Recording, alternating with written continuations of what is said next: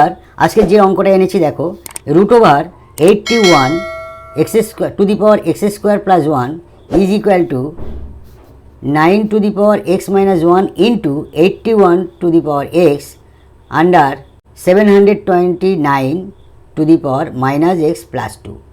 এইখান থেকে আমরা কিভাবে এক্সের মানটা বের করব দেখো, সলভ রুট আমরা 81টাকে ভাঙাতে পারি 9 square whole to the power x square plus 1 সমান সমান উপরে 9 এক্স মাইনাস 1 ইন্টু 81টাকে ভাঙাচ্ছি 9 স্কোয়ার অর্থাৎ 9 লং 81 whole to the power x 729। এইটার থেকে ভাঙাচ্ছি আমরা 9 cube whole to the power minus x plus 2। অতএব এই রুটের জন্যে, আচ্ছা রুটটা আমরা আরেকবার রেখে দিচ্ছি তোমাদের সুবিধার জন্যে, বোঝানোর সুবিধার জন্যে। 9 এইটা গুণ হয়ে যাবে বাইরের সঙ্গে, তাহলে 2 into x square plus 1 is equal two উপরে 9 এক্স মাইনাস 1 ইন্টু 9 এটা গুণ হয়ে যাবে 2x, নিচে 9 তিনটা বাইরের সঙ্গে গুণ হয়ে যাবে মাইনাস 3x প্লাস 6। এই রুটটা আমাদের বাইরে চলে গেলে 2x স্কোয়ার প্লাস 1, এই রুটটার জন্য আমাদের হাফ, তাহলে এই দুই দিক কেটে যাবে। ডান দিকে কি থাকছে আমাদের, এইটা গুণের সময়, এটা গুণ নয়, এটার সঙ্গে গুণ এটা, তাহলে গুণের সময় আমাদের কি পাওয়ারে পাওয়ারে যোগ, তাই উপরে লিখব 9 এক্স মাইনাস 1 যোগ 2x, নিচে 9 মাইনাস 3x প্লাস 6। অতএব 9 উপরে থাকছে এক্স স্কোয়ার প্লাস 1, এদিকে থাকছে 9 x minus 1 plus 2x,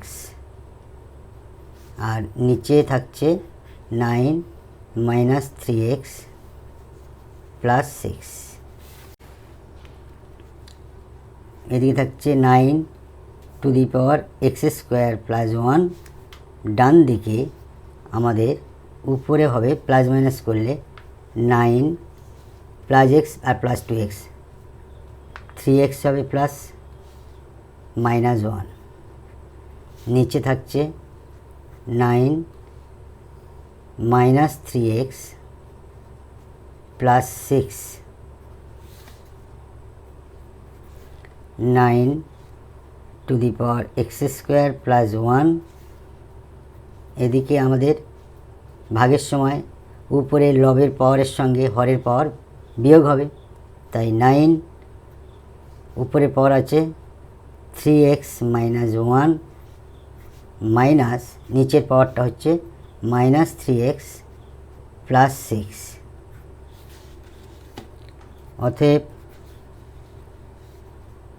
9 x square plus 1 is equal to 9 3x minus 1 মাইনাসে মাইনাসে প্লাস 3x প্লাস মাইনাসে মাইনাস 6। আর একটা লাইন করলে পরিষ্কার হয়ে যাবে, এক্স স্কোয়ার প্লাস 1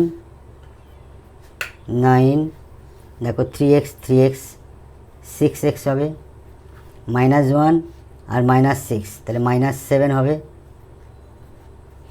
দেখ সমানের বাম দিকে বেস 9, ডান দিকেও বেস 9, অর্থাৎ এই বেস আর এই বেস সমান, অতএব আমাদের পাওয়ারের সঙ্গে পাওয়ারের মিল হবে।